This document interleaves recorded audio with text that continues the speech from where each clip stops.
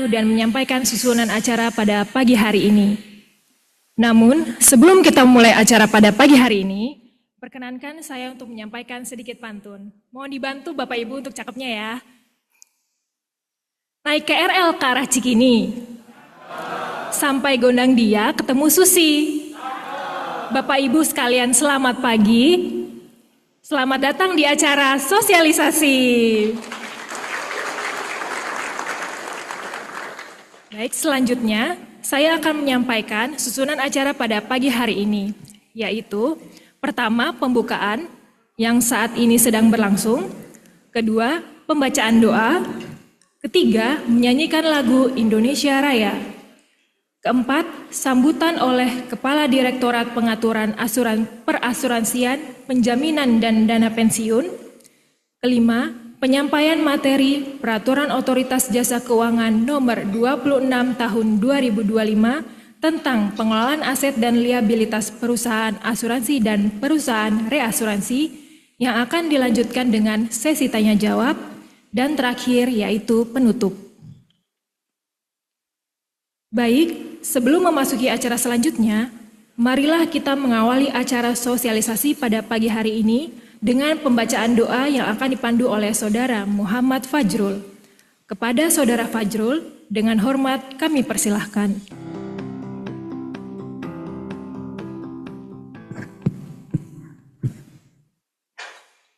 Assalamualaikum warahmatullahi wabarakatuh. Bapak Ibu dan para hadirin yang berbahagia, sebelum mengawali kegiatan pagi hari ini, marilah kita berdoa. Izinkan kami memimpin doa secara agama Islam. Bagi Bapak Ibu yang beragama lain, kami persilahkan menyesuaikan. Bismillahirrahmanirrahim. Ya Allah, Tuhan yang maha membuka segala pintu ilmu dan hikmah. Pada pagi hari ini kami berkumpul dalam rangka mengikuti sosialisasi POJK tentang pengelolaan aset dan liabilitas perusahaan asuransi dan reasuransi. Kami memohon, jadikanlah pertemuan ini sebagai pertemuan yang menghadirkan keberkahan, memperluas pengetahuan, dan menguatkan tanggung jawab kami sebagai insan yang mengemban amanah di masing-masing perusahaan. Ya Allah, bimbinglah langkah kami agar setiap kebijakan, setiap pedoman, dan setiap rumusan kerja yang disampaikan hari ini dapat menjadi bagian dari upaya menghadirkan industri jasa keuangan yang sehat, adil, dan berorientasi pada kemaslahatan. Tuntun kami untuk menjaga integritas, amanah, dan profesionalitas, sehingga setiap keputusan yang kami ambil bernilai ibadah di hadapan-Mu. Ya Allah, limpahkan kesehatan, ketenangan, dan kecerdasan kepada seluruh peserta. Lapangkanlah pemahaman kami, mudahkanlah komunikasi kami, dan satukan niat kami dalam kebaikan. Akhirnya ya Allah, jadikanlah kegiatan ini sebagai ikhtiar yang Engkau ridhoi, yang menghadirkan keberkahan dan kebaikan jangka panjang bagi industri jasa keuangan dan bagi negeri yang kami cintai. Rabbana atina fid dunya hasanah wa fil akhirati hasanah wa qina adzabannar. Walhamdulillahirabbil alamin. Assalamualaikum warahmatullahi wabarakatuh.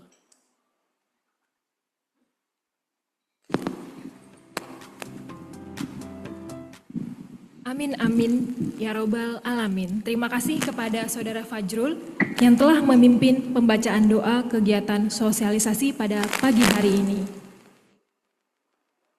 Selanjutnya, menyanyikan lagu Indonesia Raya. Hadirin dimohon berdiri.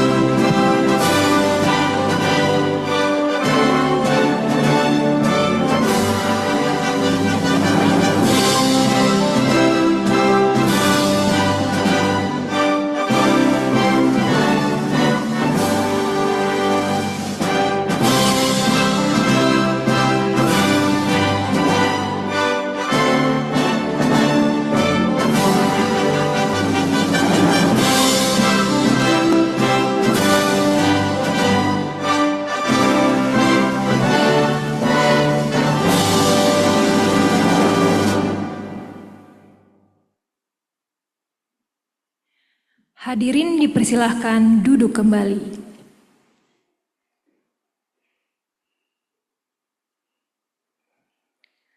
Baik, Bapak dan Ibu, untuk menghemat waktu, kita masuk ke acara selanjutnya, yaitu sambutan. Sambutan akan disampaikan oleh Ibu Sesriwati selaku Kepala Direktorat Pengaturan PPDP. Untuk itu, kami mengundang dengan hormat Ibu Sesriwati untuk menyampaikan sambutannya. Kepada Ibu Sesriwati, dengan hormat kami persilahkan.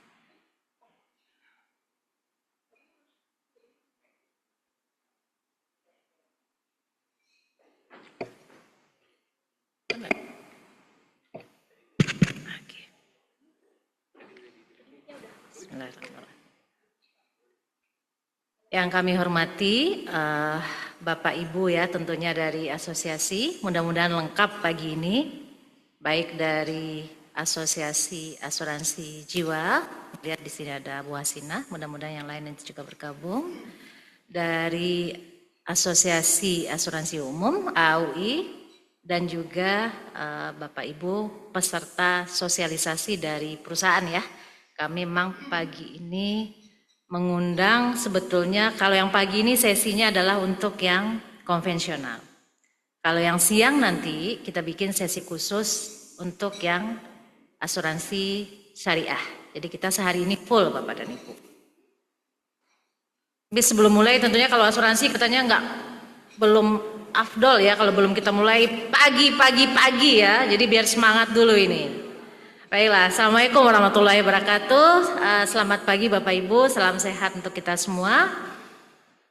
Mudah-mudahan ntar lagi ruangan udah penuh ya. Kalau kami lihat tentunya ini sosialisasi yang mudah-mudahan ditunggu-tunggu juga oleh Bapak Ibu semua.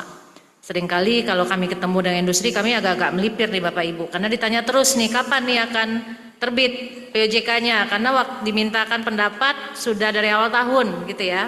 Dari awal tahun kita sudah berproses, tapi prosesnya cukup panjang. Mudah-mudahan nanti begitu terbit ya, begitu ini terus terang untuk prosesnya kami harus sampaikan juga kepada Bapak Ibu. Sudah proses penetapan dan sekarang dalam proses di ujung sedikit di dalam terkait dengan aspek hukumnya di Kementerian Hukum, proses pengundangannya. Jadi Bapak dan Ibu, katanya kalau sambutan saya nggak usah berpantun segala, biar nggak usah lama-lama ya, yang berpantun biar MC saja, dan nanti yang lainnya. Yang ditunggu-tunggu tentunya bukan sambutan, yang ditunggu adalah nanti penyampaian materi ya, apa sebetulnya yang Bapak Ibu nanti dapatkan dari hal-hal baru yang diatur dalam POJK ini.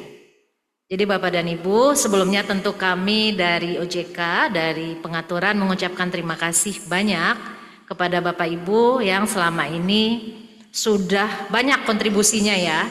Tentunya ketentuan ini tidak akan jadi ya, tidak akan lengkap kalau kami tidak mendapatkan masukan yang cukup banyak dan komprehensif. Karena ini menurut kami POJK ini kan adalah POJK pengganti dari POJK Kesehatan Keuangan yang sebetulnya merupakan apa ya, kalau kita bilang tuh kami kalau dengan teman-teman ini salah satu jantung atau nadinya lah di industri asuransi ya, karena hal-hal yang signifikan, yang prudensial memang diatur dalam POJK Kesehatan Keuangan ini Bapak dan Ibu. Jadi perjalanan panjang ini mudah-mudahan segera berakhir, POJK-nya nanti bisa diterapkan segera dan kami berharap tentunya karena sudah melalui diskusi yang cukup panjang dengan Bapak dan Ibu, hal-hal yang menjadi konsen ya. Karena kenapa kita melakukan perubahan satu POJK tentunya, yang pengaturan yang lama di POJK 71 dan terakhir diatur di POJK 5 ya, tahun 2023 itu tentunya ada hal-hal yang sudah tidak tepat lagi, yang kurang pas, yang perlu dilakukan penyesuaian. Selain itu dinamika di industri, dinamika yang ada ini menuntut kita untuk melakukan penyesuaian dan juga menambahkan hal-hal baru. Karena memang tidak bisa dipungkiri selama periode, kalau asuransi ini kan pergerakannya cukup ini ya, dinamis, sehingga kita juga harus mengikuti kondisi ini, termasuk salah satunya melakukan penyesuaian di regulasi kita, Bapak dan Ibu. Jadi kalau dilihat nanti tentunya secara detail akan disampaikan oleh teman-teman kami, akan menyampaikan materi, tapi secara substansi POJK ini nanti Bapak Ibu lihat kita ingin menguatkan berapa hal. Yang pertama nanti Bapak Ibu lihat tentunya nanti nggak akan ketemu lagi dengan judulnya POJK Kesehatan Keuangan Perusahaan Asuransi. Kita memang melakukan perubahan terkait dengan penamaan ya, nomenklatur dari POJK-nya yang sebelumnya adalah POJK Kesehatan Asuransi. Sekarang kita menekankan bahwa ini adalah yang diatur dalam ketentuan ini adalah ketentuan terkait dengan pengelolaan aset dan liabilitas di perusahaan asuransi. Jadi itu ya Bapak dan Ibu, kita nanti, walaupun kami kadang-kadang begitu ngomong nih masih ketemu nih. Kadang-kadang kita ngomongnya, oh POJK kesehatan keuangan gitu. Sementara kita juga sebetulnya kan sudah melakukan perubahan. Jadi itu yang pertama, dari sisi penamaan berubah.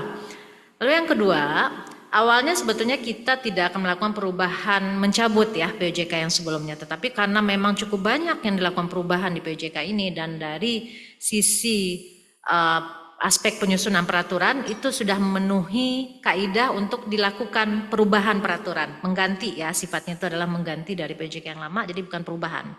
Kalau menurut saya ini adalah suatu hal yang baik, karena kadang-kadang kalau terlalu sering berubah, kita berubah sampai 1, 2, bahkan sampai 3 kali itu kadang-kadang bagi kita capek juga ya, harus membaca yang lama, harus melihat perubahannya di yang baru. Nah kalau ini mengganti semua, jadi dia sudah mengganti semua POJK yang ada di POJK 71 dan turunannya terakhir dengan POJK 5. Bapak dan Ibu. Nah, berapa substansinya nanti yang dijabarkan lebih lanjut oleh teman-teman. Itu penguatan dari sisi tata kelola tentunya ya Bapak dan Ibu. Kita melihat selama ini masih ada penguatan-penguatan yang perlu kita lakukan di sisi pengelolaan investasi. Hal-hal yang kemarin cukup banyak kita lakukan itu bagaimana kita juga menyerap aspirasi dari Bapak dan Ibu terhadap beberapa kondisi ya, misalnya terkait dengan reksadana ataupun juga yang cukup waktu itu cukup menimbulkan begitu membacanya itu menimbulkan multi interpretasi, itu yang terkait dengan pihak terkait, penyertaan langsung ya, itu yang cukup banyak juga perubahannya. Mudah-mudahan dengan yang kita atur sekarang itu lebih mudah. Kalau bagi kami menganggap pertama itu adalah tujuannya ketentuan itu kan kalau bisa lebih mudah dipahami, itu tentunya akan lebih baik lagi ya, daripada begitu dibaca, oh bisa diartikannya, si A membacanya mengartikannya ini, si B membacakan ini. Nah, itu akan merepotkan kami juga, karena menyebabkan suatu peraturan itu multi interpretasi Bapak dan Ibu. Nah, hal-hal lain juga yang kita adjust di peraturan ini adalah bagaimana kita menanggapi berapa perubahan signifikan ya dalam beberapa tahun terakhir. Industri asuransi memang cukup banyak harus melakukan perubahan karena satu ya, ada undang-undangnya juga yang berubah, P2SK itu menuntut kita untuk melakukan beberapa perbaikan. Lalu juga yang mungkin Bapak Ibu sekarang cukup rasakan adalah bagaimana kita penerapan PSAK 117 itu dampaknya cukup signifikan dan banyak ke beberapa, dia akan mentouch beberapa hal gitu. Nah ini kita juga lakukan adjustment di dalam POJK ini terkait dengan pengakuan liabilitas tentunya ya Bapak dan Ibu. Nah, jadi poin-poin tadi ya, bagaimana kita melakukan perubahan untuk investasi, ada yang kita longgarkan gitu ya, dan juga tentunya ini menyerap aspirasi dari Bapak dan Ibu. Mudah-mudahan nanti saya tidak ingin berpanjang lebar, mudah-mudahan hal-hal yang kami atur di sini itu yang nanti akan disampaikan sudah cukup menampung ya, menampung hal-hal yang menjadi konsen dari Bapak dan Ibu selama ini, yang menjadi kendala tentunya. Walaupun bisa jadi tidak semua masukan kami tampung. Karena bagaimanapun juga kami dalam melakukan penyusunan peraturan itu harus melihat berbagai aspek. Aspek dari perusahaannya tentu ya, kita ingin industri kita ini kan tumbuh dan sehat. Tentunya kita ingin industri asuransi ini tumbuh sehat, tapi di sisi lain kita juga melihat ada faktor salah satunya bagaimana nanti dampaknya kepada konsumen kita di pemegang polis. Itu tidak bisa kita lupakan juga. Jadi itu yang selalu kami timbang, kami coba ya untuk menyelaraskan kepentingan ini dalam penyusunan peraturan. Nah sekali lagi mudah-mudahan kami berharap tentunya peraturan ini nanti memberikan manfaat lebih Bapak dan Ibu. Karena usaha kita dalam menyusunnya juga sudah cukup banyak. Bapak Ibu juga berkali-kali ketemu dengan kami dari Bu Hasina dan tim ya, dari AUI dan tim ini juga kita berkali-kali tentunya dalam rangka memperkaya kami, dalam rangka membuat peraturan ini lebih baik lagi. Jadi mudah-mudahan di pagi ini tentunya kalau sosialisasi kita tidak tidak menerima masukan ya, istilahnya tidak ada masukan yang bisa kita adopt lagi ke peraturan, tapi kita masih bisa diskusi, oh ini maksudnya seperti apa, itu nanti yang bisa Bapak Ibu konfirmasi lebih lanjut kepada kami yang nanti akan memaparkan materi ini. Jadi sekali lagi dari kami, terima kasih banyak Bapak Ibu atas supportnya selama ini dalam penyusunan POJK ini, dan mudah-mudahan kegiatan sosialisasi pagi ini memberikan kemanfaatan bagi industri perasuransian. Demikian yang bisa saya sampaikan. Saya akhiri. Assalamualaikum warahmatullahi wabarakatuh dan selamat mengikuti sosialisasi.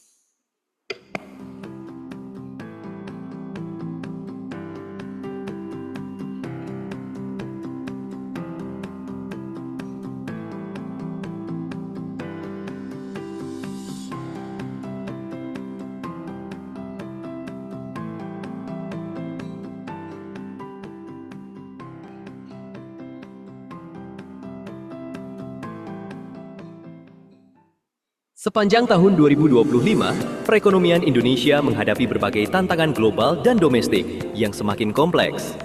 Kondisi ini menuntut industri perasuransian untuk memperkuat prinsip kehati-hatian dalam pengelolaan aset dan liabilitas. Untuk itu, diperlukan pengaturan yang lebih komprehensif mengenai diversifikasi investasi untuk menjaga kualitas portofolio dan memitigasi konsentrasi risiko. OJK telah menerbitkan Peraturan OJK Nomor 26 dan 27 Tahun 2025. POJK ini dilakukan dengan menyesuaikan judul menjadi POJK, Pengelolaan Aset dan Liabilitas. Ruang lingkup POJK ini mencakup 8 aspek, diantaranya kecukupan ekuitas, tingkat solvabilitas, liabilitas terkait kontrak asuransi, dan aset yang diperkenankan. POJK ini juga dilakukan dengan penyempurnaan ketentuan yang sudah ada. Terdapat penyesuaian pada jenis AYD dalam bentuk investasi. Penyebutan MTN Syariah kini disesuaikan menjadi efek bersifat utang dan atau sukuk tanpa penawaran umum, EBUS tanpa penawaran umum. Selain itu, jenis investasi pembiayaan executing dihapus. Untuk persyaratan investasi reksadana penawaran umum, wajib mendapat pernyataan efektif dari OJK. Khusus untuk reksadana penyertaan terbatas atau RDPT yang tercatat di OJK, wajib memenuhi 2 ketentuan. 1. Dijamin atau ditanggung dengan jaminan paling sedikit 100% nilai nominal. Dan 2. Wajib memiliki investment grade. Poin penting selanjutnya adalah investasi penyertaan langsung. Jumlah investasi seluruhnya paling tinggi, 50% dari total ekuitas perusahaan. Penyertaan langsung ini dapat dilakukan pada lembaga jasa keuangan, perusahaan teknologi informasi produk keuangan, atau perusahaan pendukung kegiatan usaha utama perasuransian. Rencana penyertaan langsung wajib dicantumkan dalam rencana bisnis dan memerlukan persetujuan OJK sebelum direalisasikan.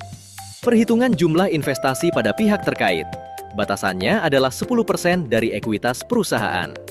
Terkait liabilitas, sebagai penyesuaian PSAK 117, perhitungannya wajib dilakukan oleh aktuaris perusahaan dan fungsi pelaporan keuangan. Liabilitas terkait kontrak asuransi minimal harus memuat fulfillment cash flow, risk adjustment, dan contractual service margin. Berpindah ke PAID atau dana investasi peserta. Perusahaan diperbolehkan menempatkan seed money dalam rangka optimalisasi imbal hasil subdana pada periode awal, dan seed money tersebut diakui sebagai AYD. Penempatan investasi aset subdana di luar negeri hanya diizinkan untuk polis mata uang asing, dengan batasan paling tinggi 30% dari total investasi subdana. Selanjutnya, mengenai dana jaminan. Perusahaan wajib membentuk dana jaminan, paling rendah 20% dari ekuitas minimum yang dipersyaratkan. Bagi perusahaan yang telah memiliki investasi penyertaan langsung, namun belum memenuhi ketentuan POJK, wajib menyesuaikan dalam jangka waktu 2 tahun sejak POJK diundangkan. Jika tidak dipenuhi, investasi tersebut tidak akan diakui sebagai AYD. Dengan demikian, diharapkan ketentuan POJK ini dapat diimplementasikan secara konsisten untuk memperkuat tata kelola, meningkatkan penerapan prinsip kehati-hatian dalam pengelolaan aset, dan mendukung stabilitas industri perasuransian ke depan. Dengan dukungan pengawasan OJK dan komitmen pelaku industri, implementasi ketentuan ini diharapkan dapat berjalan efektif dan memberikan dampak nyata bagi penguatan sektor perasuransian.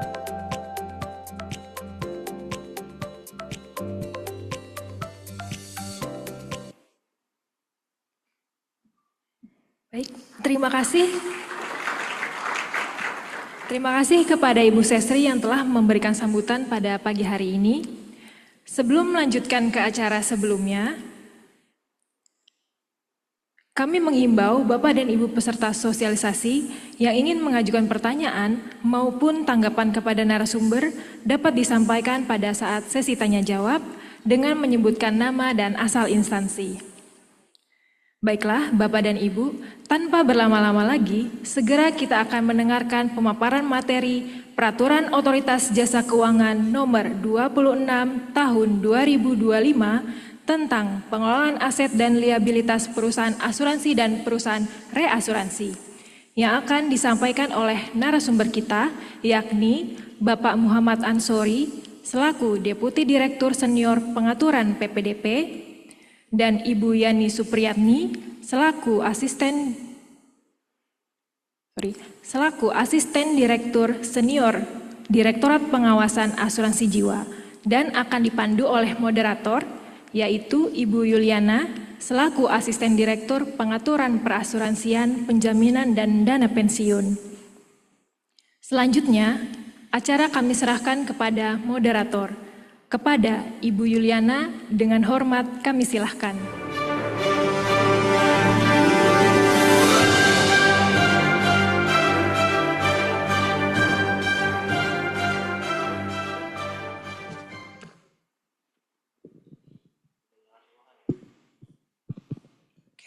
Bismillahirrahmanirrahim. Assalamualaikum warahmatullahi wabarakatuh. Salam damai sejahtera untuk kita semua. Om Swastiastu, Namo Buddhaya, salam kebajikan, salam sehat juga untuk kita semua Bapak Ibu. Yang kami hormati Kepala Direktorat Pengaturan PPDP Ibu Sesriwati, perwakilan pengurus AAUI, kami terinfo yang dihadiri oleh Bapak Sunarso dan Ibu Nurul Hayati, pengurus dari Asosiasi Asuransi Jiwa Indonesia, Bu Hasina Yusuf dan Ibu Maria Rosalinda. Selamat datang Bapak Ibu semua dalam acara sosialisasi peraturan OJK bidang pengawasan PPDP. Kami senang sekali panitia akhirnya setelah beberapa tahun lalu pandemi, sosialisasi dan RDP selalu dilaksanakan melalui online. Kita sudah mulai 2 tahun ini sudah mulai sering bertemu kembali di ballroom hotel untuk melaksanakan kegiatan sosialisasi. Mudah-mudahan dengan sosialisasi secara langsung ini kami juga menyediakan hybridnya, online-nya. Jadi mungkin ini banyak yang tidak hadir karena sudah terlalu nyaman selama beberapa tahun ini kita selenggarakan secara online sambil nyambi kerja ya Bapak Ibu. Jadi agak terlihat kosong ruangannya. Biasanya kalau sosialisasi terutama untuk industri asuransi kan selalu penuh ya. Baik, perkenalkan saya Yuliana yang akan memandu jalannya sosialisasi hari ini. Acara sosialisasi hari ini tadi sudah disampaikan oleh Bu Sestri, ada 2 sesi untuk yang konven, sosialisasi POJK pengelolaan aset dan liabilitas asuransi dan reasuransi di sesi pagi, dan yang siang nanti kita lanjutkan dengan POJK PAL juga, tetapi untuk yang unit syariah dan untuk yang asuransi syariah dan reasuransi syariah. Tadi sudah disampaikan oleh Bu Sestri bahwa POJK ini itu wajah baru dari POJK sebelumnya terkait dengan kesehatan keuangan. Kami paham bahwa POJK kesehatan keuangan telah beberapa kali diubah sehingga bagi kami sendiri juga, bagi pihak internal OJK itu memahaminya cenderung agak sulit gitu ya. Jadi kami cabut semua ketentuan mengenai POJK kesehatan keuangan digantikan dengan POJK pengelolaan aset dan liabilitas. Jadi cukup membaca dengan satu POJK ini saja, tidak dengan perubahan-perubahan lainnya. Salah satu POJK ini disusun dan ditetapkan itu dalam rangka penguatan tata kelola dan termasuk tata kelola investasi dan memitigasi resiko konsentrasi investasi. Karena penyempurnaan atas beberapa POJK sebelumnya, maka kami paham bahwa pemaparan dan penjelasan atas POJK ini perlu dilakukan disampaikan oleh narasumber yang kompeten ya, dan kami undang dua narasumber kami yang pasti terlibat langsung dari awal sesi pembahasan sampai dengan akhir, yaitu yang kami untuk memanfaatkan waktu kita undang langsung yang terhormat Bapak Muhammad Ansori selaku narasumber utama yang didampingi oleh Ibu Yani Supriyatni. Kami persilakan untuk bergabung dengan saya di panggung.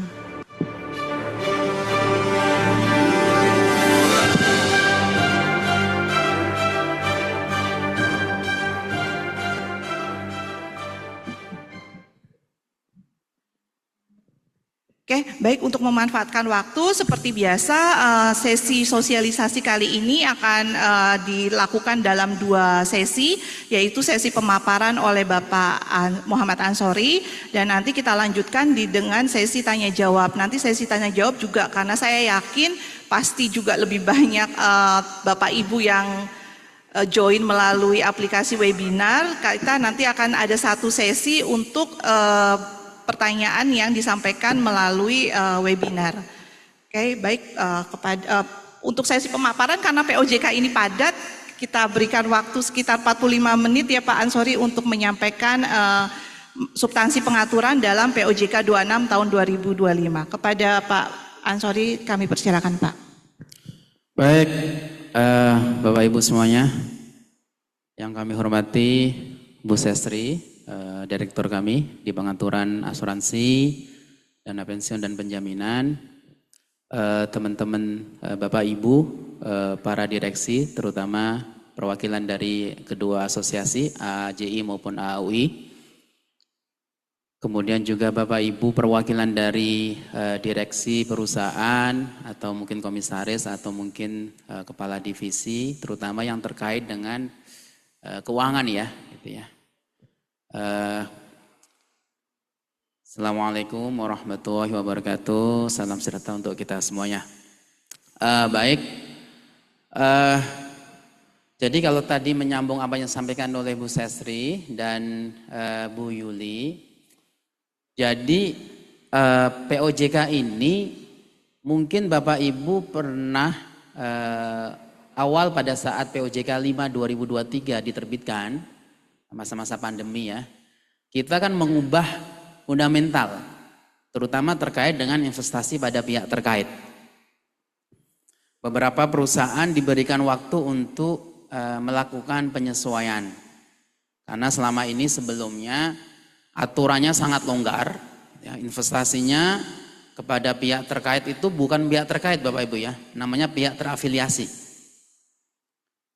Kemudian diubah di POJK 5 2023 dari POJK 71 sudah diubah sedikit di POJK 27, kemudian setengahnya mungkin diubah di POJK 5 2023. Lah ini mungkin seperempat, sisanya diubah lagi dengan POJK ini. Akhirnya tadi Bu Sestri bilang awalnya niatnya kita penyesuaian saja POJK kesehatan keuangan, akhirnya kita ubah. Jadi nanti Bapak Ibu mudah, tidak perlu buka-buka lagi POJK 71 tahun 2016, POJK 27 di sana cuman ngerubah sedikit ya, ada Dinfra, ada Dinre, itu penambahan instrumen investasi. Kemudian di POJK 5 sebagian ya. Nah, sekarang sudah kita masukin semua, kita adopsi semua dan diberikan perbaikan-perbaikannya. Masuklah nanti namanya POJK nomornya POJK 26 2025, ditetapkan tanggal 10 November, diundangkan titik-titik. Jadi Bapak Ibu, kita masih menunggu secara administrasi diundangkannya oleh Kementerian Hukum. Kita berdoa moga-moga kalau nggak hari ini hari besok gitu ya. Kan besok, bisa besoknya lagi gitu ya. Tapi insya Allah cepat lah gitu ya. Tapi ditetapkan oleh OJK sudah tanggal 10 November.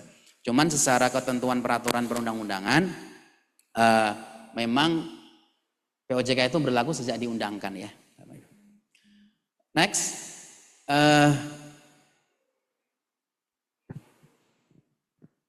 Mungkin ini beberapa tadi sudah disampaikan ya, terkait yang utama Bapak Ibu. Jadi yang paling banyak, saya nggak tahu, mungkin ada nggak perusahaan, mungkin bisa tunjuk tunjuk jari gitu ya. Ada nggak perusahaannya yang saat ini masih terkendala, baik yang bermain di Subdana Paidi atau mau yang langsung, yang masih ada kendala terkait investasi pada pihak terkait? Ada berapa? Mungkin kan aturan sebelumnya agak ketat ya Bapak Ibu ya. 10% dari ekuitas untuk Subdana. 25% dari ekuitas gitu ya. Kemudian untuk yang aset tradisionalnya 10% dari ekuitas. Memang tidak diubah yang untuk yang aset tradisionalnya. Tapi kalau dari data kami banyak Bapak Ibu ya. Jadi sehingga nanti dan aturan yang kedua adalah terkait penyertaan langsung itu pihak terkait apa tidak? Nah ini banyak sekali pertanyaan. Pak, saya punya investasi di perusahaan A. Ini kan masuk di dalam salah satu AYD saya gitu ya. Karena kan di dalam bentuk investasi kan salah satunya penyertaan langsung. Ini tuh AYD yang menyebabkan menjadi pihak terkait apa tidak? Aturan sebelumnya agak banyak multi interpretasi. Akhirnya pimpinan meminta coba diklirkan, dijelaskan secara clear yang semua orang bisa memahami sama. Baik regulator maupun industri Bapak Ibu. Nah itu mungkin nanti termasuk yang paling banyak ya terkait dengan penyertaan langsung. Terus nanti kira-kira saya dari mungkin Bu Yani sebagai pengawas mungkin beberapa ada perusahaan-perusahaan di kita yang memang karena penyertaan langsungnya sudah berjalan lama sehingga dan itu sebelumnya memang pihak terafiliasi bahasanya ya, yang mungkin ada juga yang sebelumnya belum cakupannya pihak terkait menjadi pihak terkait.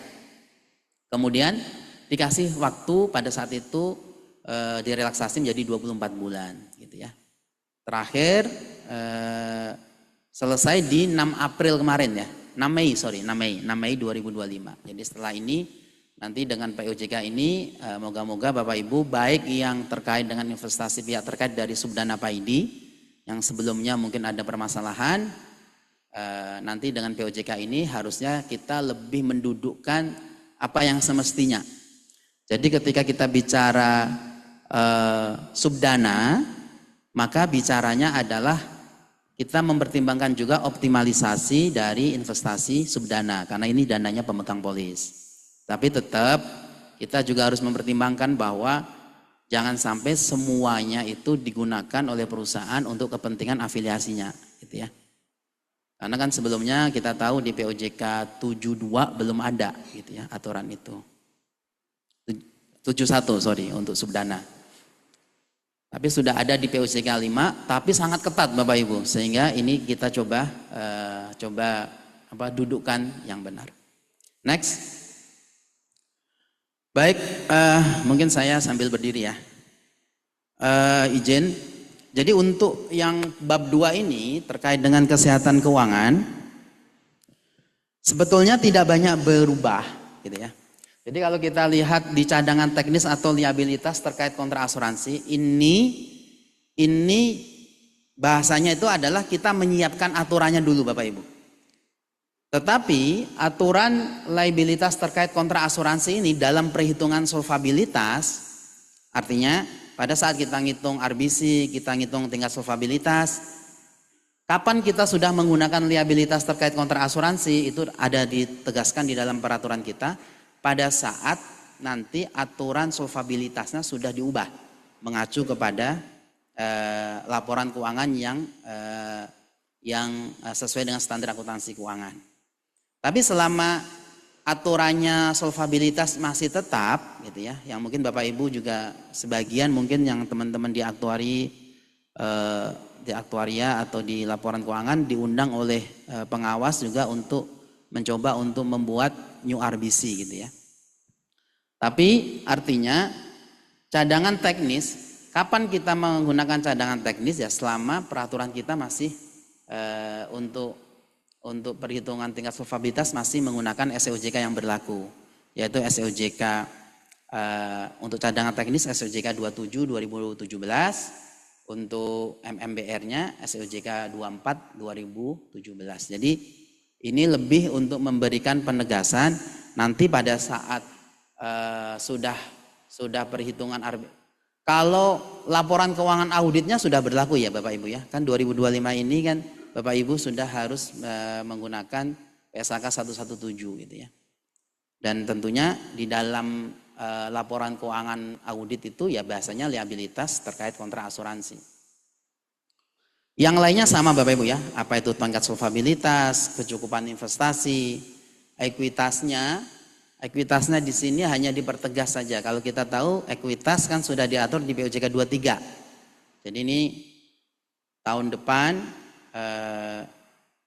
Bapak Ibu di konven berarti 31 Desember 2026 ekuitas harus memenuhi 250 M gitu ya. Tapi rasanya untuk tahap pertama hampir semua sudah bisa memenuhi ya. Hanya mungkin di bawah 10 perusahaan dan itu pun dengan target 1 tahun moga-moga dari penambahan organiknya modalnya bisa mencapai 250.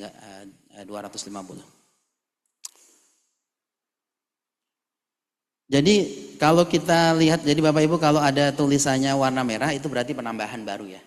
Tapi kalau warnanya hitam itu sebenarnya aturan yang sudah ada di POJK 71, di POJK 27 maupun di POJK 5 gitu ya. Sebenarnya sudah ada, kita nggak banyak merubah. Kemudian untuk nanti itu tentunya pada saat POJK solvabilitas itu nanti diatur kembali gitu ya. Nanti memang beberapa aturan-aturan terkait dengan solvabilitas seperti yang tingkat solvabilitas, MMBR ini pastinya akan di take out gitu ya. Disesuaikan dengan POJK yang baru. Tapi selama itu belum ada, kita mengacu ke sini ya Bapak Ibu ya. Kemudian ini sama ya, pada saat dia memasarkan PAID maka ada persentase tertentu dari dana investasi subdana yang diperhitungkan dalam MMBR gitu ya. Biasanya di risiko operasionalnya. Next. Ini saya lewati aja Bu ya. Sama ya Bapak Ibu. Nah. Ini yang sebenarnya kalau kita lihat saya nggak tahu dari data kita sedikit ya. Maksudnya mungkin ada yang di divisi keuangan itu, laporan keuangan. Jadi kemarin itu terkait dengan obligasi korporasi untuk investment untuk perusahaan pembiayaan, sebenarnya kan aturan sebenarnya awalnya adalah perusahaan itu harus tahu TKS-nya perusahaan pembiayaan.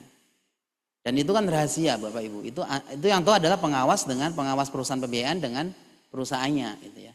Sebagaimana Bapak Ibu di asuransi yang tahu TKS tingkat kesehatan komposit ya. Beda dengan kesehatan keuangan ya. Jadi TKS yang menggunakan POJK 28 2020 itu yang tahu ya pengawas sama perusahaan. Jadi ketika pengawas menyampaikan TKS-nya 4 ya pasti perusahaan akan dipanggil. Kan ada self assessment dari perusahaan, tapi itu yang dipakai kan self assessment-nya dari pengawas. Karena pengawas yang akan mengejas sebenarnya kondisinya seperti apa. Nah ini karena kondisinya nggak mungkin perusahaan itu beberapa bertanya, Pak gimana kami memastikan pembiayaannya ini lagi sehat. Makanya kita ganti, kita mudahkan.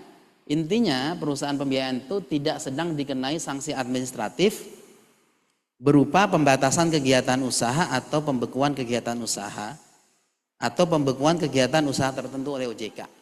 Tapi setahu saya kalau di perusahaan pembiayaan bentuknya itu pembekuan ya. Pembekuan kegiatan usaha bentuknya itu. Meskipun kita tidak menutup kemungkinan mungkin ada yang pembatasan ya. Tapi umumnya teman-teman pengawas di sana bahasanya pembekuan. Jadi kalau dia tidak sedang PKU ya bisa. Gitu ya. Tapi ternyata juga kayaknya nggak banyak juga gitu ya. Mungkin beberapa grup asuransi yang memiliki grup keuangan di pembiayaan mungkin ini bisa memanfaatkan. Next. Ini lebih ke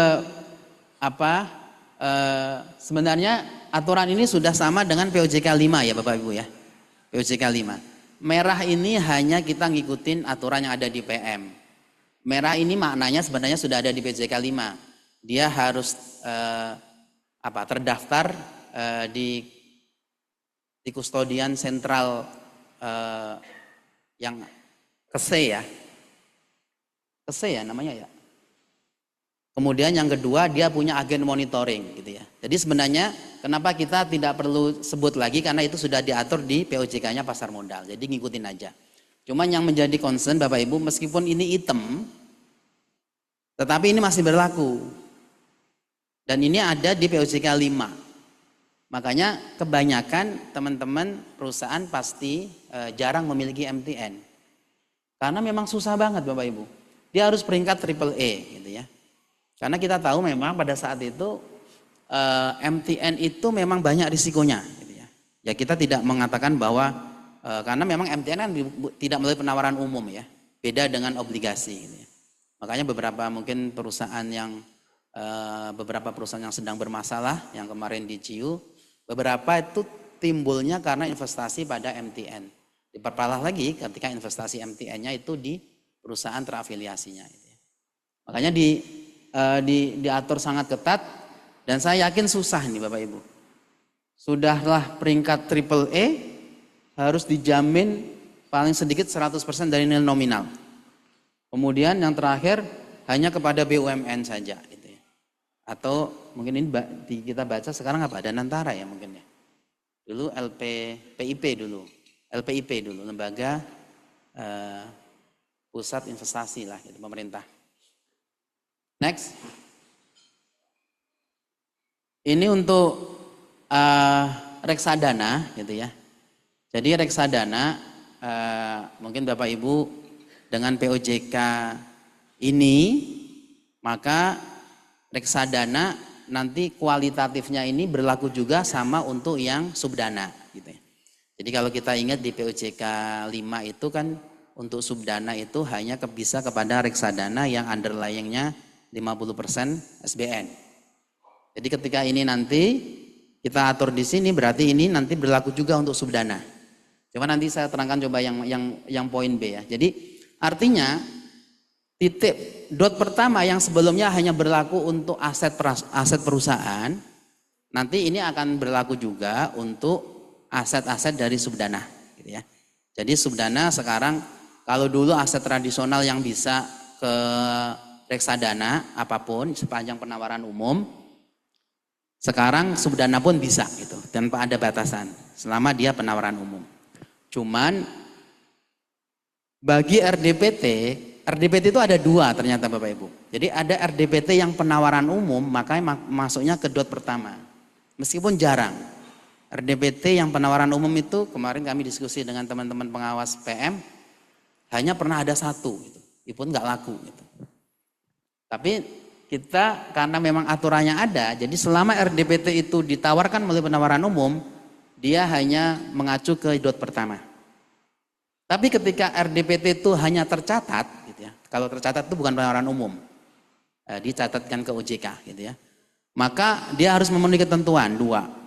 Pertama dia investment grade, triple B minimal. Yang kedua dia harus dijamin minimal 100% dari nilai nominal. Kalau dulu aturan RDPT hampir-hampir kayak dilarang kecuali untuk memenuhi POJK SBN Bapak Ibu. Kan POJK SBN, POJK 1 2016 itu kan ada perusahaan asuransi jiwa wajib memiliki investasi kepada SBN 30%. Perusahaan asuransi umum 20%. Tapi pemenuhan SBN itu bisa dipenuhi dengan cara pembelian RDPT untuk infrastruktur. Nah, POJK 5 melarang ya, hanya membolehkan RDPT untuk pemenuhan POJK SBN. Tapi dengan POJK ini kita buka Bapak Ibu.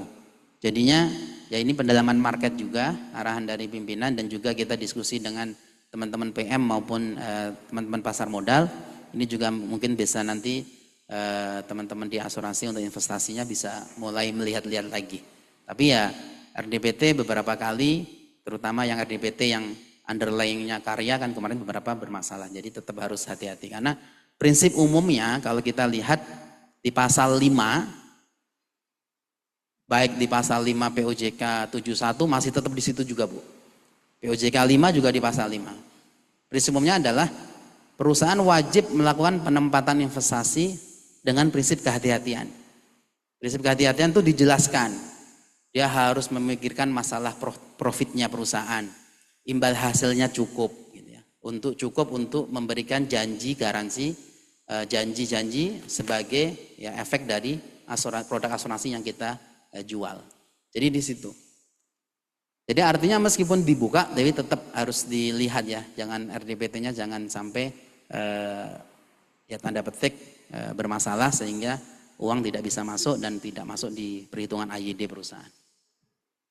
Kemudian karena ini nanti ujungnya adalah ke pihak terkait Bapak Ibu, ini juga menjadi concern beberapa industri terkait dengan tambahan persyaratan khusus investasi pihak terkait.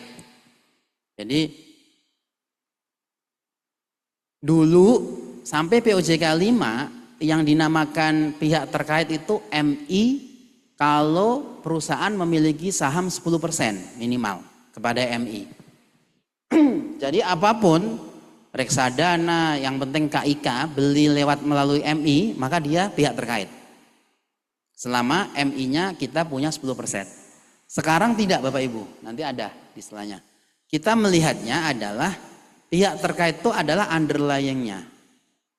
Tapi tetap ada batasan, kalau batasan investasi untuk diversifikasi, batasan ke MI tadi di atas ada itu kalau nggak salah maksimal 10% untuk per masing-masing ininya, instrumennya, 20% untuk total keseluruhannya. Mungkin bisa dilihat nanti. Oh ini ya, sorry. 20% untuk per masing-masing MI-nya, 50% untuk total TI-nya gitu ya. Itu batasan untuk kuantitatifnya. Tapi untuk pihak terkaitnya, dia tidak lagi melihat MI, Bapak Ibu. MI katakanlah ini yang, mungkin yang ada grup asuransi yang punya MI siapa? Mungkin ada ya. Beberapa perusahaan-perusahaan kayak Mandiri itu pasti ada ya, Mandiri Sekuritas itu. Itu berarti MI-nya itu bukan lagi dilihat sebagai pihak terkait Bapak Ibu. Tapi underlying-nya lah yang pihak terkait gitu ya. Kalau dia investasi reksadananya ternyata di grupnya perusahaan asuransi A, maka itu dianggap pihak terkaitnya dihitung sesuai dengan proporsinya. Makanya wajib ada menyampaikan daftar pihak terkait kepada MI. Jadi awalnya OJK meminta MI itu tiap bulan menyampaikan semuanya, dan itu ternyata melanggar prinsip di dalam keterbukaan karena hanya pihak tertentu yang diberikan informasi. Dan kekhawatiran juga nanti di copy katanya ya. Strategi investasinya ternyata MI ini reksadananya itu perusahaan-perusahaan A, B, C, D, E, F gitu kan. Nanti kalau dikasih ke perusahaan asuransi bisa ngopi, nggak perlu lagi yang pakai MI. Makanya solusinya adalah asuransilah yang menyampaikan. Saya punya pihak terkait saya itu adalah perusahaan A, B, C, D. Nanti oleh MI untuk reksadana Z ada nggak pihak terkait dari perusahaan asuransinya? Nah, nanti disampaikan. Ini ada portofolionya, jadi totalnya untuk pihak terkait perusahaan A ini mengcover mungkin 10% dari total. Nah, kemudian kita tinggal hitung berapa proporsi kita, maka itu dikalikan dengan 10%-nya ya. Itulah pihak terkait di reksadana tersebut. Itu akan dijumlah nanti. Kemudian mendapatkan laporan rincian investasi pada pihak terkait 1 bulan sekali tadi ya. Setelah kita sampaikan ke MI menyampaikan kepada kita informasi pihak terkait di reksadana tersebut. Kemudian itu diperhitungkan sebagai investasi pada pihak terkait. Next. Ini nggak usah dibahas Bu. Ya Pak ya, sama. Nanti aja kalau ada percaya. Nah, ini mungkin ini yang perubahan fundamentalnya Bapak Ibu. Penyertaan langsung. Penyertaan langsung itu kalau di aturan sebelumnya itu ada aturan batasan kuantitatifnya itu 10% dari total investasi. Kemudian ada juga batasan di POJK 5 itu adalah dia nggak boleh kalau 10% dari T itu penyertaan langsung. Tapi di POJK 5 waktu itu ada juga aturan batasan penyertaan kepada investasi kepada pihak terkait maksimal 10% dari ekuitas. Nah ini kan bingung. Pada saat penyertaan langsung dia itu sudah jadi investasi pihak terkait apa belum? Makanya di sini kita pertegas Bapak Ibu. Jadi untuk penyertaan langsung dia batasannya yang pertama kuantitatifnya adalah 50% ekuitas. Jadi ini juga mendukung nanti ada ini di pengecualiannya. Perusahaan menjadi pemegang saham PAS atau PRS, maka penempatan investasi yang melebihi batasan diperhitungkan sebagai AYD. Gitu ya. Jadi selama Bapak Ibu sebagai pemegang saham perusahaan asuransi syariah, ini kan konven pas ini. Mungkin dari spin off-nya itu tetap tidak apa-apa, melebihi 50% dari ekuitas, kemudian tetap dihitung sebagai AYD. Memang ya ini memang seperti sweetener dari OJK ya gitu. Jadi seakan-akan perusahaan konven punya modal 1T katakanlah. Ini untuk kita bicara 2028. Kemudian kan di 2028 asuransi syariah itu kan minimal 500M. Jadi 500M dari modalnya itu bisa berbentuk penyertaan langsung pada PAS-nya. AYD-nya diakui juga di sisi konven oleh asuransi syariahnya, dia mendapatkan modalnya sebesar 500M. Jadi di sini memang diakui ekuitasnya masih 1T. Ini dengan ketentuan sekarang ya, mungkin kalau ke depan barangkali itu dilihat kurang tepat atau perlu perbaikan bisa juga. Karena di beberapa industri yang lain Bapak Ibu, penyertaan langsung itu dikurangkan pada saat menghitung karnya ya gitu ya. Tapi kalau ini di awal-awal mungkin kita akan lihat kira-kira kondisi industri kita seperti apa ya. Tapi kalau saat ini intinya pertama batasan kuantitatifnya 50% dari ekuitas. Kemudian batasan kualitatifnya dia hanya ada 3 Bapak Ibu ya. Pertama dia LJK gitu ya. Lembaga Jasa Keuangan. Yang kedua perusahaan yang memanfaatkan penggunaan TI untuk menghasilkan produk keuangan sebagai bisnis utama. Ini kalau contohnya, kalau di dalam peraturannya, contohnya adalah perusahaan sistem pembayaran. Ini bagi perusahaan-perusahaan yang digital kan penting nih. Investasi ikut ke mana? Mitrans gitu ya. Kemudian Zindek atau ya banyak lah itu ya. Perusahaan-perusahaan sistem pembayaran yang memang memproses penjualan produk asuransi digital kita. Itu kalau investasi ke sana boleh. Kemudian yang C ini memang agak luas, tetapi kita pemahamannya gini Bapak Ibu. Mendukung kegiatan usaha utama perasuransian. Jadi artinya perusahaan itu kalau kita lihat, kalau kita sering kita baca, kita dengarkan kan di asuransi kan ada empat ini ya, ada 4 pokok lah gitu ya. Yang pertama dia kalau enggak product development, kemudian dia pricing underwriting, kemudian dia claim handling, yang keempat adalah distribution gitu ya. Jadi itulah 4 rantai ya, rantai kegiatan utama di perusahaan asuransi. Selama ada perusahaan mendukung itu, ada perusahaan kan kalau kita lihat kan beberapa perusahaan digital itu dia mensupport adanya claim handling. Nah, investasi kepada perusahaan itu diperbolehkan.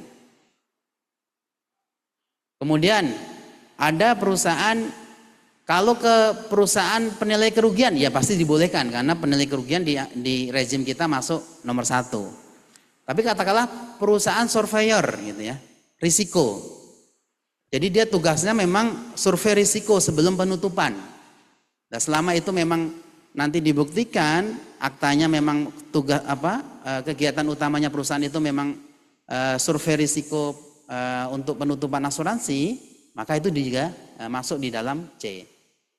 Apalagi ya. Terus yang pemasaran gitu ya. Beberapa perusahaan yang mungkin baik digital maupun non digital yang fokus untuk distribusi perusahaan asuransi, maka itu diperbolehkan. Tetapi tentu kalau kita bicara perusahaan BUSB, bank, badan usaha selain bank yang memasarkan saluran pemasaran, tentu harus ngikutin aturan-aturan yang ada di SOJK 19 2020 ya kalau nggak salah ya. Kemudian mungkin itu ya untuk penyertaan langsung seperti itu Bapak Ibu ya. Jadi dan saya yakin beberapa perusahaan itu saat ini sudah melakukan penyertaan langsung, tapi tidak ada di ABC. Gitu ya. Nah ini yang nanti kita akan berikan peralihannya gitu ya.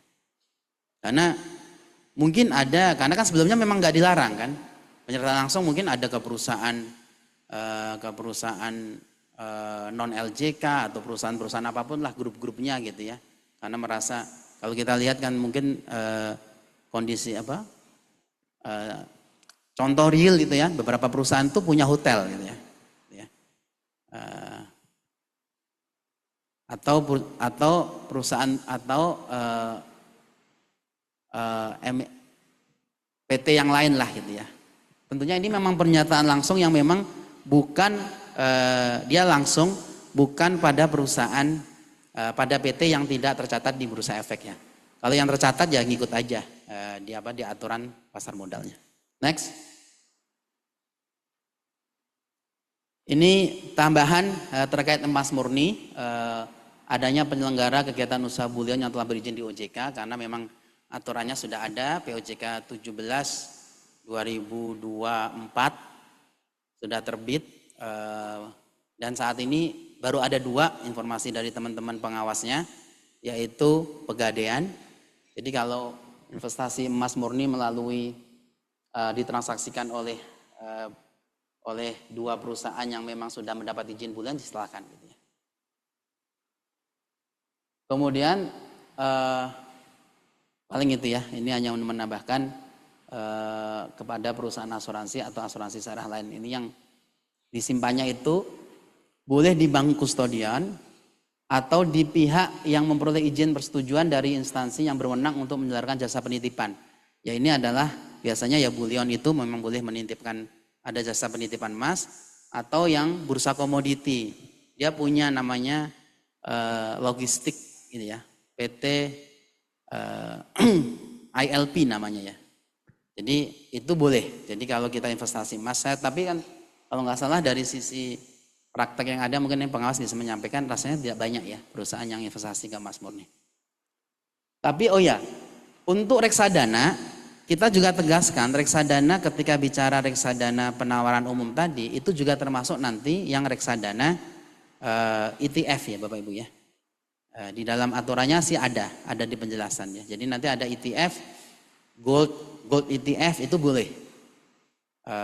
Itu boleh diinvestasikan. Tadi kan ada yang bertanya dulu kalau nggak salah, beberapa kan sudah mulai nih, meskipun POJK-nya baru akan terbit nih, rasanya tapi ditunggu-tunggu oleh market, nanti akan banyak. Kalau ada gold ETF silakan bisa diinvestasikan ke situ. Next. Lanjut. Ini untuk luar negeri sebenarnya tidak ada perubahan Bapak Ibu. Artinya untuk yang paling kanan, jadi yang aset perusahaan maksimal tetap 20% dari jumlah investasi. Yang kita buka itu adalah nanti yang untuk subdana. Dari maksimal 20% menjadi 30%. Saya kira lanjut aja. Kemudian ini juga sebenarnya kita lebih ke bicara batasan kualitatifnya. Tidak berubah ya. Intinya pada umumnya adalah perusahaan punya akses informasi. Itulah yang paling diutamakan ya. Yang kalau yang lainnya sih tetap sama gitu. Kemudian juga yang kalau kita bicara investasi yang apa sih yang di luar negeri gitu ya, yang dinamakan investasi luar negeri gitu ya. Jadi kalau BHA-nya, meskipun saya nggak tahu deh, kalau nggak salah rejim, kemarin itu kami diskusi juga, rejim di Indonesia itu bisa nggak BHA itu perusahaan yang memang bukan PT listed di Bursa Efek Indonesia? Rasanya belum bisa, atau sudah, atau ada yang tahu? Nah, kalau itu dilakukan baik di bursa kita maupun di bursa lain, di bursa negara lain, kalau kita investasi ke, katakanlah kita Google, katakanlah contohnya Google, dia jual sahamnya listed di BEI, meskipun saya nggak tahu apakah secara ketentuan di pasar modal dibolehkan apa tidak. In case dibolehkan, maka investasi kita ke Google itu dianggap investasi luar negeri.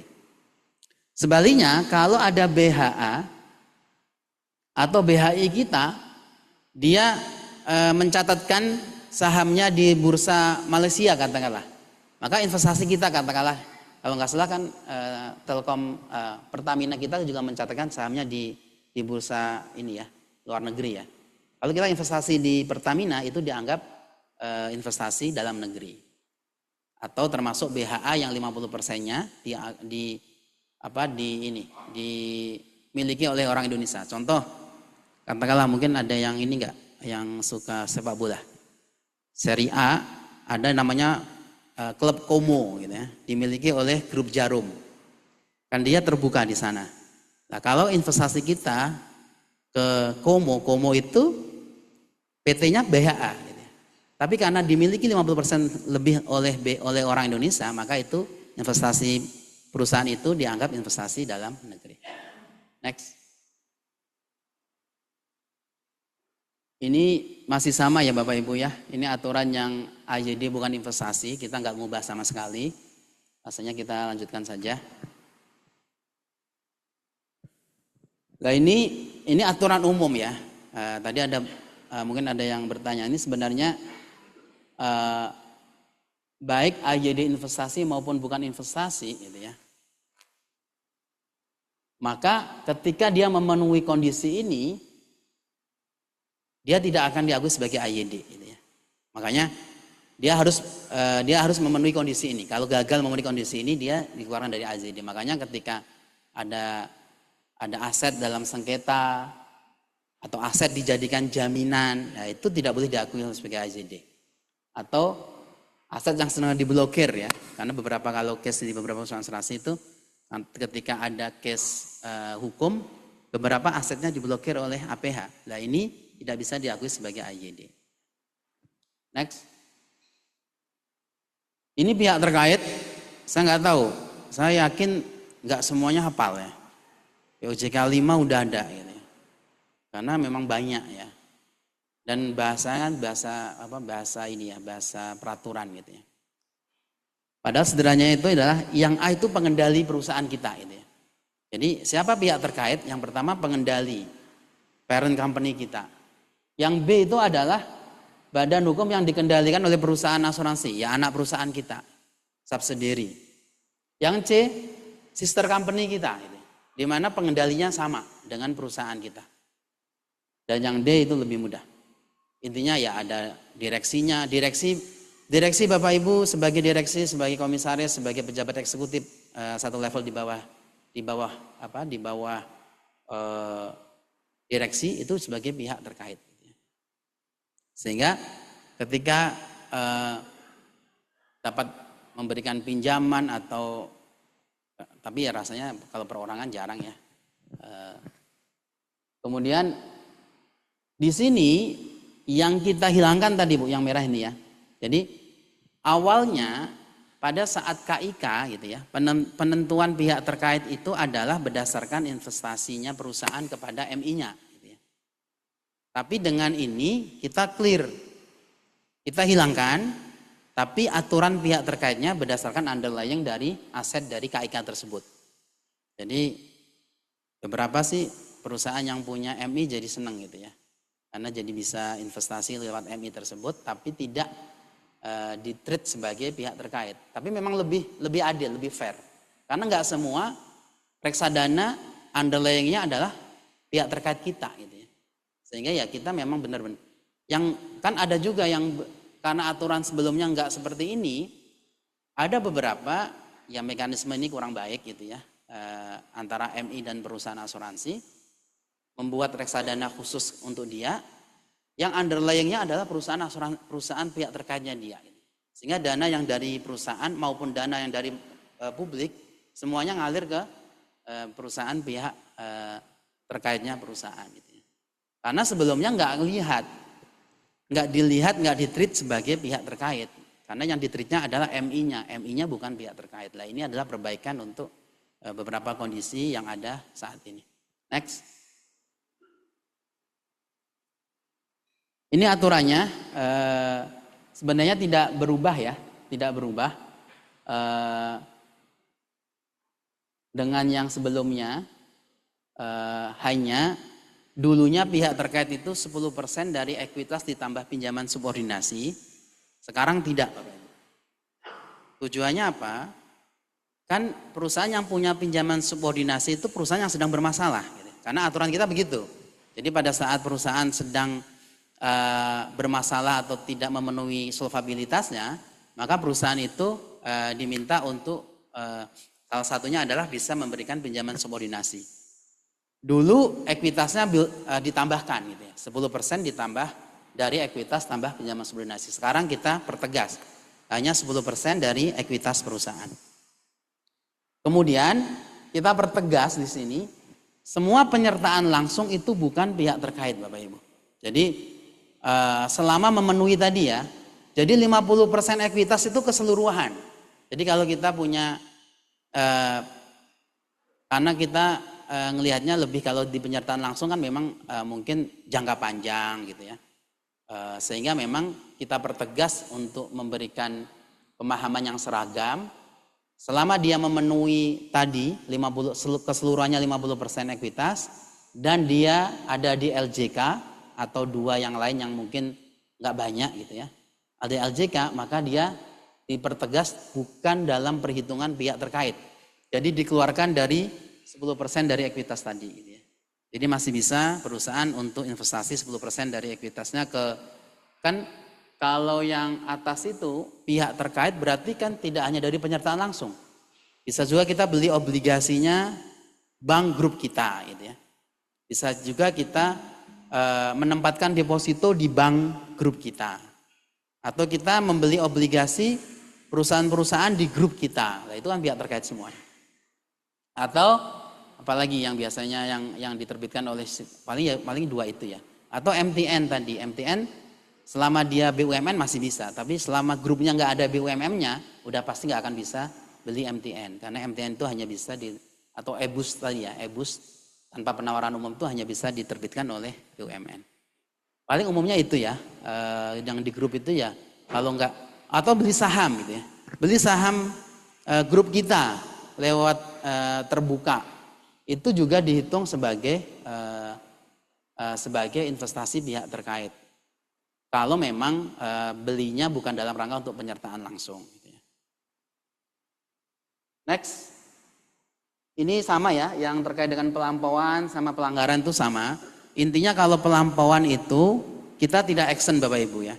Jadi mungkin karena ada perubahan ekuitas kita, bisnis kurang bagus, ekuitasnya turun sehingga memang menjadi pengalinya kan sedikit, sehingga kena pelampauan.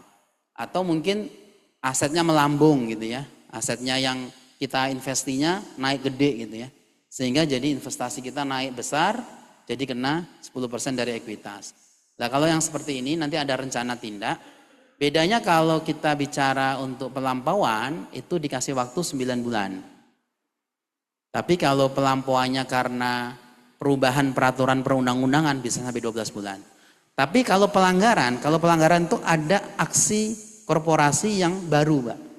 Jadi kita memang sengaja menambah membeli obligasi grup kita. Nah, karena itu pelanggarannya, itu namanya pelanggaran, maka itu hanya 1 bulan dikasih ya. Itu sama sebenarnya aturan di POJK 5. Ini hubungan yang dikecualikan. Nah, ini ingin mempertegas bahwa kalau kita investasi kepada pihak lain itu bukan berarti kita menjadi pihak terkaitnya gitu. Misalkan ada perusahaan jualan menerbitkan obligasi. Ini bukan pihak terkait kita nih, ini PT memang PT yang lain. Tapi kita beli obligasinya mungkin 20% dari total. Nah itu yang penting memenuhi tadi ya, kuantitatif tadi ya. Dari kuantitatif TI kita masih memenuhi, maka pembelian obligasi pada perusahaan tersebut tidak menyebabkan hubungan keuangan yang menjadikan pihak terkait. Yang kedua, pemberian jaminan ya, ini kan khas gitu. Kita menjual surti kepada pihak yang lain gitu dengan angka yang besar. Penjualan penjaminan itu tidak menyebabkan kita pihak terkaitnya pihak tersebut gitu ya. Cara bacanya gitu. Kemudian pemberian jaminan oleh pemerintah pusat. Ya ini udah pastilah, pemerintah pusat pasti dikecualikan. Kemudian untuk yang penempatan investasi yang tidak diperhitungkan, lah ini juga banyak POJK pada saat POJK 5 banyak yang bertanya, Pak sebenarnya investasi yang dikecualikan dari pihak terkait waktu itu reksadana underlyingnya yang SBN 100% tuh dikecualikan enggak itu? Memang belum dipertegas, tapi membahasakannya kalau kita baca pelan-pelan sebenarnya dikecualikan. Makanya ini kita pertegas Bapak Ibu. Kan kita juga nggak boleh menolak mencegah kalau perusahaan ingin investasinya reksadananya ke underlying SBN, kan ada juga. Tapi memang kita pertegas juga apa itu underlying asetnya 100% SBN itu maksudnya, underlying SBN itu adalah memenuhi ketentuan yang ada di pasar modal, minimal 80%. Reksadana tersebut tuh underlyingnya SBN 80% itu dianggap sebagai reksadana underlying SBN. Sehingga itu tidak perlu lagi melihat bawahnya. Oh, udah pasti negara memang bukan pihak terkait siapapun gitu ya. Sehingga kalau ada reksadana kita beli yang untuk itu ya, kita nggak perlu sebenarnya kalau punya itu doang, kita nggak perlu menyampaikan pihak terkait kita kepada MI tersebut gitu ya. Karena ya pasti underlyingnya kan cuma SBN itu. Tapi kan jarang ya ada perusahaan minta MI hanya fokus ke reksadana itu. Mungkin ada beberapa reksadana yang lain. Makanya aturan yang tadi menyampaikan pihak terkaitnya tetap berlaku. Next. Ini yang tadi terkait dengan liabilitas. Ini tadi ini sudah ada di ini ya, di aturan SEOJK 23 2024 gitu ya. Tetapi bahwa ini kenapa kita masukkan di sini Bapak Ibu? Ini untuk kan nggak mungkin POJK ini baru diterbitkan nanti tahun depan dicabut lagi, diubah lagi kan. Makanya ini kita jaga-jaga, kita taruh di sini saat nanti solvabilitasnya mengacu kepada PSAK 117. Kan saat ini kan tingkat solvabilitas adalah AJD dikurangi liabilitas. Liabilitasnya termasuk cadangan teknis. Bagaimana mengukur cadangan teknis saat ini? Selama POJK terkait solvabilitas atau SEOJK terkait cadangan teknis belum diubah, yang ngikutin yang ada gitu ya. Tapi saya rasa nanti pengawas kalau perusahaan kepengen menggunakan cadangan teknisnya menggunakan liabilitas kontra asuransi ya silakan gitu. Artinya perhitungan RBC-nya masih menggunakan aturan regulator, tapi pelaporannya ya sudah mengacu kepada PSAK 17 karena sudah mulai berlaku 1 Januari 2025. Nanti audit pertama disampaikan di 30 April 2026. Tapi perhitungan RBC-nya ya selama itu belum diubah ya masih mengacu kepada yang, atau mungkin nanti ada surat mungkin ya untuk cadangan teknisnya mungkin ada dua versi. Kalau versi yang saat ini seperti apa PSAK 104, kalau PSAK 117 seperti apa. Tapi ini hanya untuk menegaskan, once nanti sudah ada aturan solvabilitasnya mengacu ke PSAK 17, maka ini langsung yang berlakunya yang ini. Nanti ada penegasan. Rasanya itu ya, pinjaman subordinasi dia tidak ada perubahan. Yang di POJK 5 ada setoran tunai, dulunya enggak harus setoran tunai, sekarang harus setoran tunai. Dan ini kita tidak ubah. Next.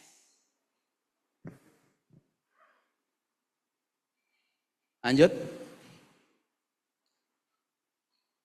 RKI juga nggak berubah Bapak Ibu.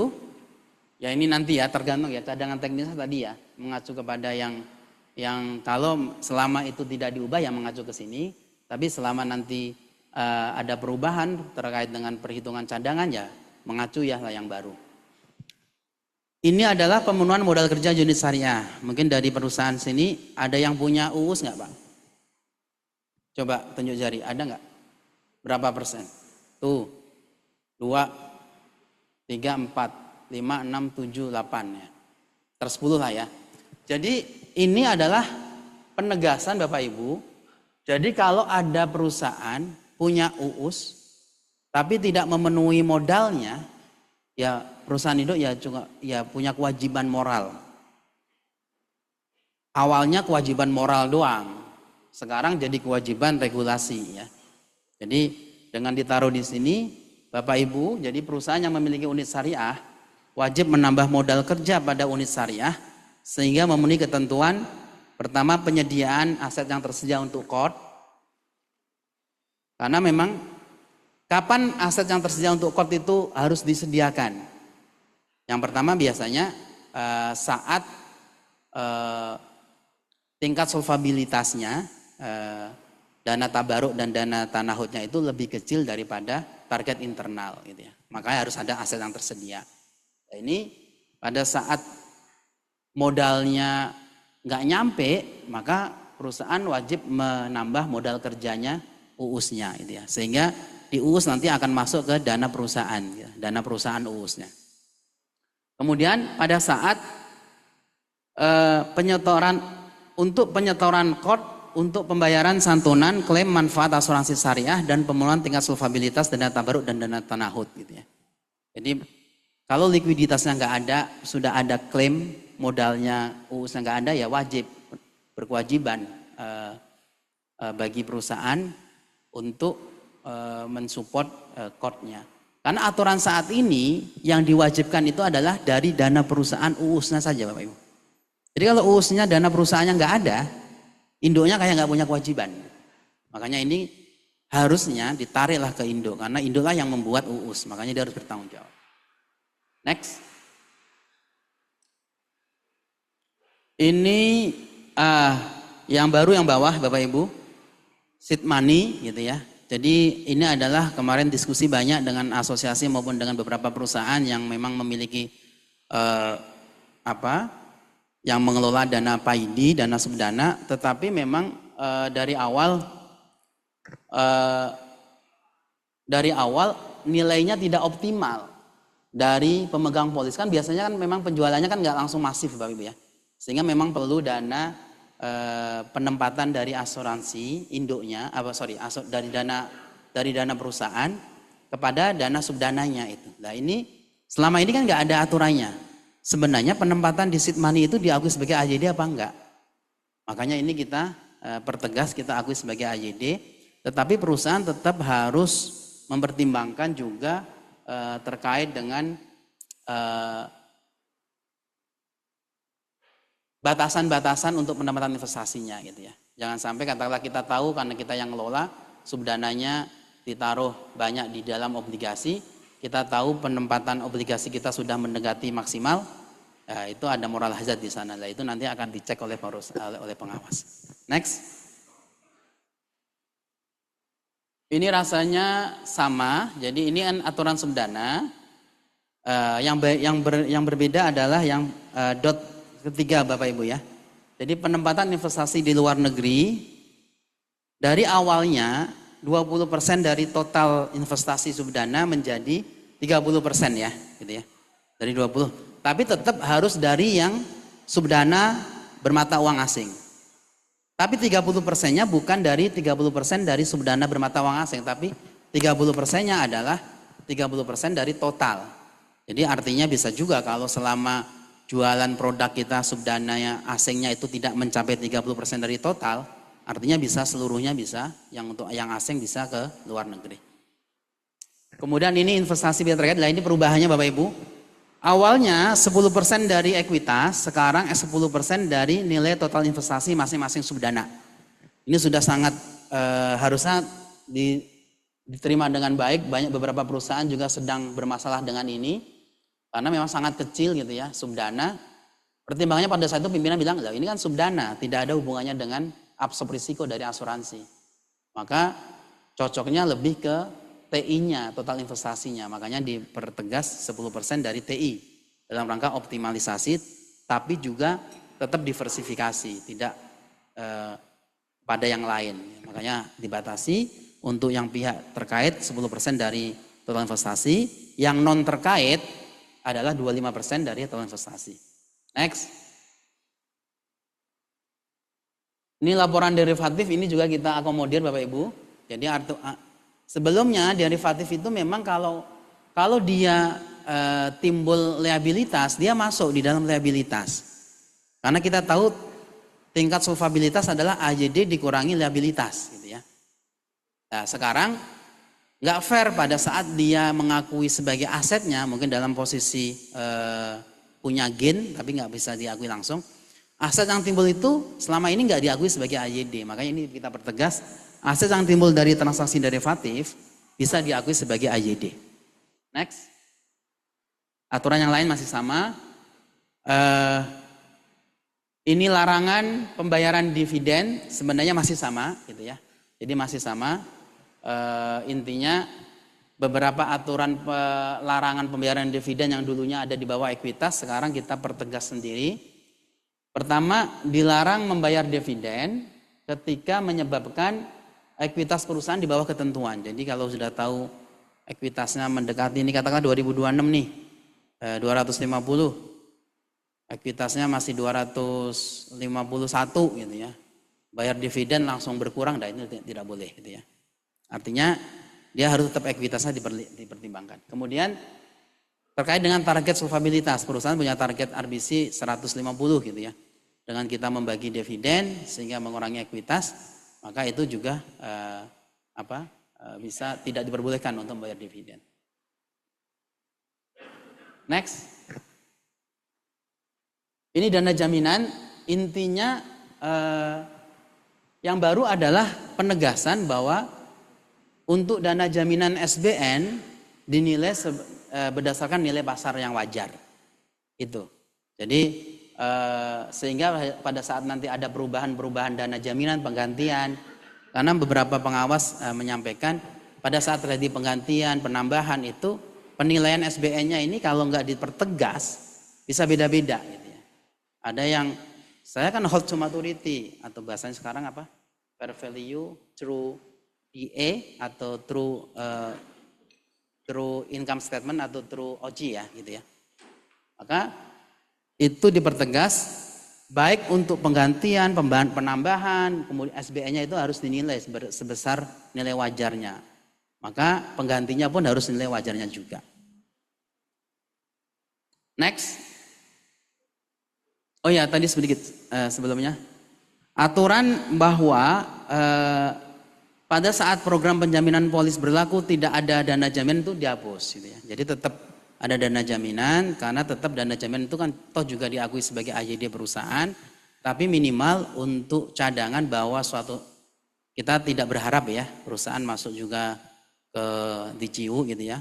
Tapi tetap harus ada dana cadangan yang dipersiapkan meskipun diakui sebagai AYD minimal kan dia tidak bisa digunakan untuk investasi-investasi yang tidak liquid dan tidak aman gitu ya. Sehingga kalaupun terjadi sesuatu gitu ya, minimal sudah masih ada dana jaminan yang ada di investasi-investasi yang aman gitu ya, yang bisa digunakan untuk membayar kewajiban kepada pemegang polis atau tertanggung. Next. Rasanya ini sama, enggak ada perubahan. Next, pemisahan aset dan liabilitas.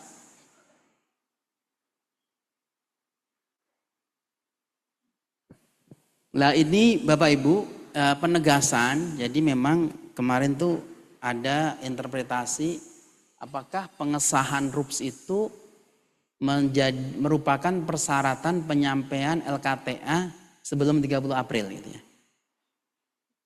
Pada saat itu memang kita melihat yang tertulis maupun yang praktek memang jadi agak agak bertentangan karena di praktek di Undang-Undang PT RUPS itu memang bisa sampai 6 bulan gitu ya. Sehingga memang kita pertegas bahwa pada saat LKTA itu diaudit oleh akuntan publik dan disampaikan kepada OJK, batasannya 30 April. Tapi nanti perusahaan wajib menyampaikan gitu ya. Karena nanti karena kan selama ini kan kalau kita terima yang bukan pengesahan, jangan-jangan RUPS aja menolak gitu ya. Makanya ada kewajiban perusahaan kemudian untuk melakukan pengesahan RUPS atas laporan keuangan audit tadi dan disampaikan kepada OJK. Batasannya mengacu ke Undang-Undang PT yaitu 6 bulan sejak tahun buku terakhir. Tapi syukur-syukur perusahaan bisa melakukannya sebelum 30 April sehingga pada saat menyampaikan di 30 April sudah dua-duanya, nggak usah perlu dua gitu ya. Sudah diaudit dan sudah disahkan oleh RUPS. Ini yang poin di sini ya. Poin di sini seperti itu. Next. Ini adalah aturan sanksinya.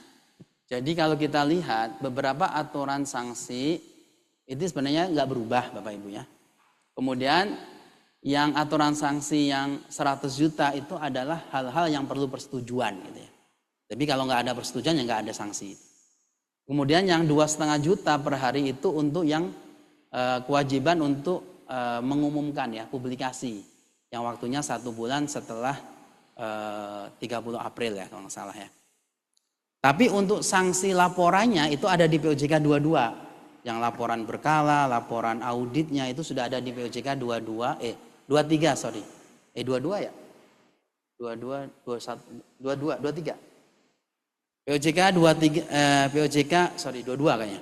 POJK 22 2024 kemarin. Nah, itu laporan berkala perusahaan asuransi. Nah, itu udah di sana.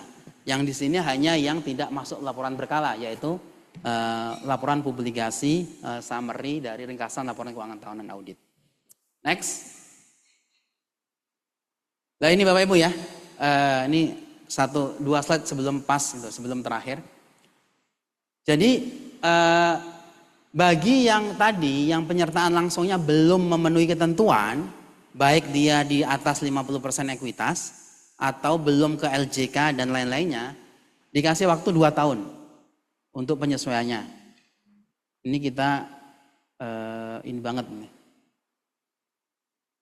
OJK